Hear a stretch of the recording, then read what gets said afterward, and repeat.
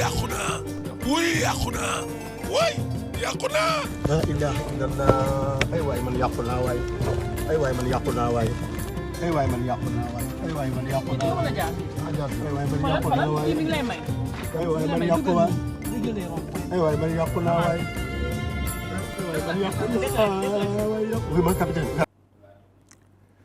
Samedi 20 novembre 2021, actuellement il est 22h en Espagne, 21h GMT à Saint-Louis du Sénégal. Amis téléspectateurs, vous qui avez choisi le canal 33 TNT Leral TV ou le canal 8 TV Orange ou le canal 28 si vous êtes en Gambie ou 16A Eutelsat ou si vous êtes sur les réseaux câblés ou sur l'application Leral TV, nuyu naa leen dal leen ak jàmm comme ni ñu koy defee samedi bu jot ci waxtu bi ñu indil leen seen émission préférée, le numéro 1 des émissions à travers toutes les télévisions du Sénégal, votre journal People de la semaine à la présentation Seydina Tange Tandian mu Serigne Saliou. Nee naa leen samedi bu jot lépp loo xamante ni jot na firus ci ay xibaar ci ay bés samedi bu jot seen présentateur préféré Seydina Tange Tandian mu Serigne Saliou moo leen koy indil faram-fàcceel leen ko ba lépp lu lëndëmoon seen kanam mu leeral ko, lépp lu jaxasoo woon ci seen xel mu indil leen loo xamante ni lu leer nañ la fii ci Leral TV canal 33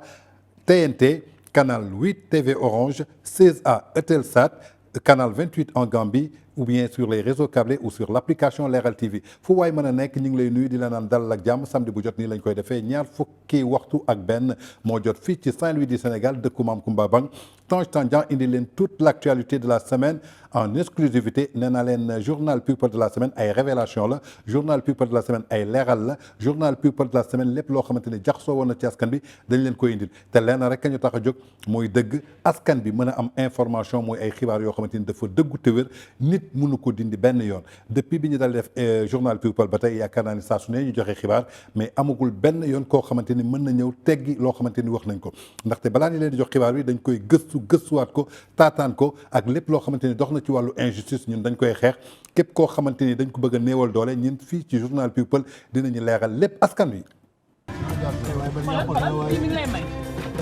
Comme ni ma leen ko waxee seen journal People de la semaine, nous allons démarrer avec une très bonne nouvelle. Cette fois-ci c'est une très bonne nouvelle muy loo xamante ni nag dañuy dem foofu ca Podor suñu demee Podor Douaira Wuro Ndiak suñu xel day dem ci kenn koo xamante ni tey siggil na Sénégal muy l'artiste international, l'artiste planétaire, muy le lead vocal, le roi du Dande Leñol, Alaaji Baba Baydi Mal. Alaaji Baba Baydi Mal nag ayu bés yi ñu génn muy àllarba bii ñu génn jàpp leen ni ko dañ ko jox raaya bu mag a mag. Kan moo ko jox raaya boobu nag du kenn ku dul waa Nations Unies. waa Nations Unies daal ñoom ñoo distingué kii di Alaaji Baba Mal biñ ko ràññee ci wàllu engagement am jëm ci lépp loo xamante ni jëm na ci wàllu culture jëm ci wàllu artiste jëm ci wàllu musique am ba noppi jëm ci wàllu citoyenneté boo xamante ni taxawee na ko ku xam Alaaji Baba Mal xam ne ni dafa yàgg a taxawal Sénégal yàgg a taxawal askanam bañ na ko ba groupe am mi ngi ko tuddee Dande Leñol maanaam baatu askan bi moo tax tey yaakaar naa ni lépp loo xamante ni jógee na foofu ca Douaira Wuro Ndiak di Podor nag suñ ko waxee sama xol daf ciy sedd ndaxte man fa laa yaroo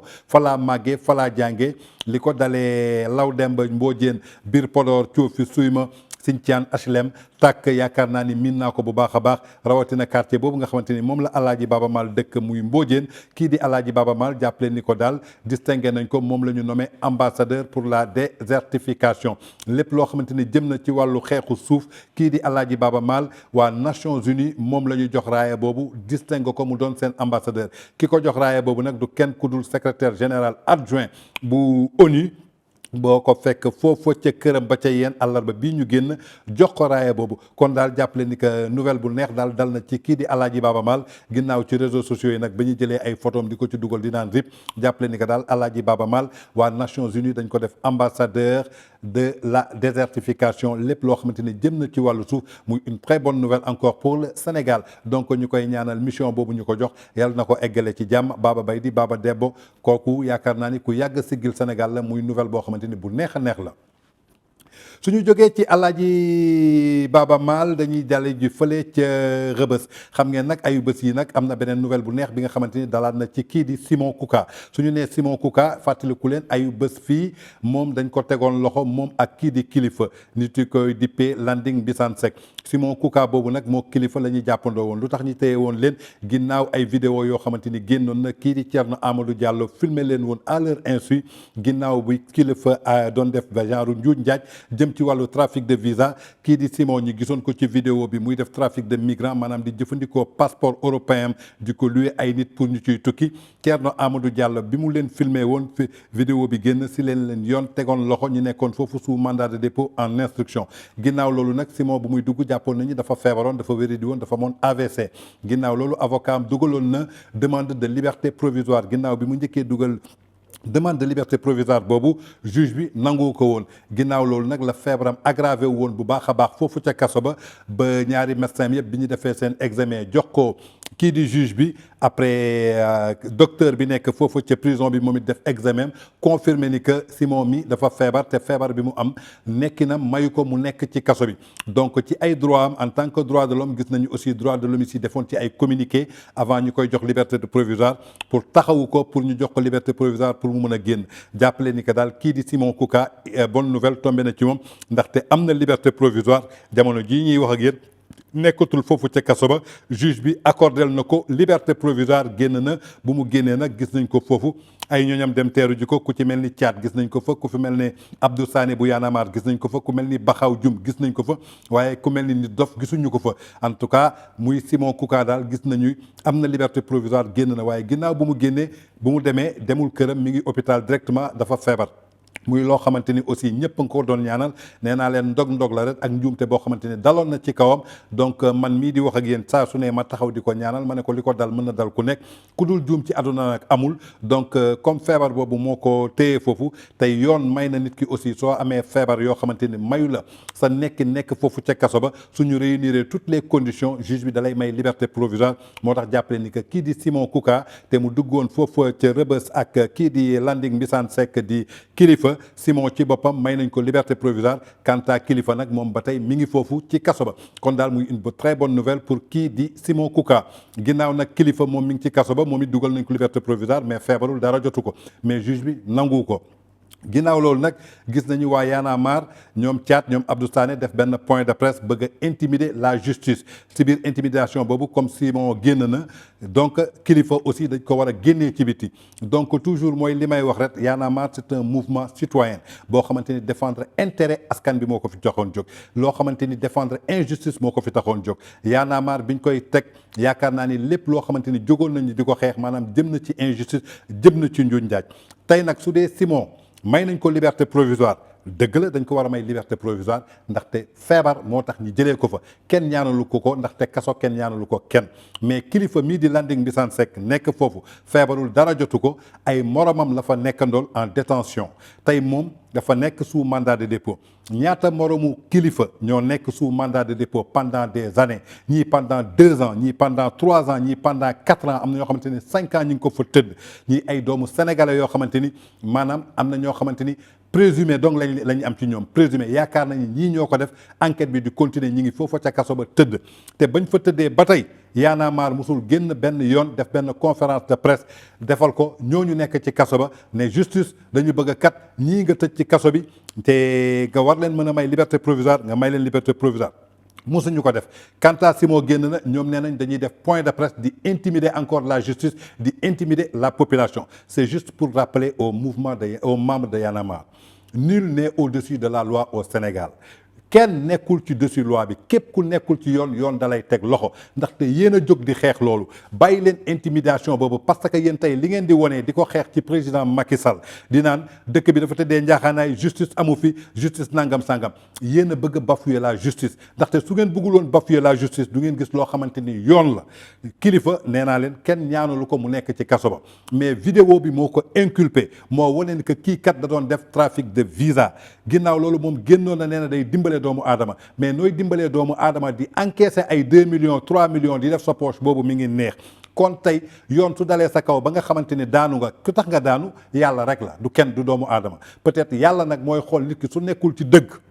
su dekkul ci dëgg ba pare toog di nax askanam di woote dëgg jooju yàlla da koy weer man mii tey li may def su dee nekkuma ci dëgg toog di woo askan bi ne man damaa nekk ci dëgg tôt tard yàlla daf may weer nit ki mën nga nëbbu ku nekk waaye mënoo nëbbu yàlla mooy li ma wax rek benn xol kenn mënu ko yor di ci jaamu yàlla ba pare bëgg ci ndax yàlla ndaxte yàlla moo ñu tim moo ñu fekk fépp kon Y'en a marre seen conférence de presse boobu ngeen def ngeen naan da ngeen di wàcc ci mbedd bi pour marcher uniquement pour lan da ngeen bëgg ñu libérer kilifa par la force est-ce que kilifa moo gën ñi tëdd ci kaso bi est-ce que kilifa dafa gën a doon sénégalais ñi tëdd foofu ci kaso bi di xaar seen peine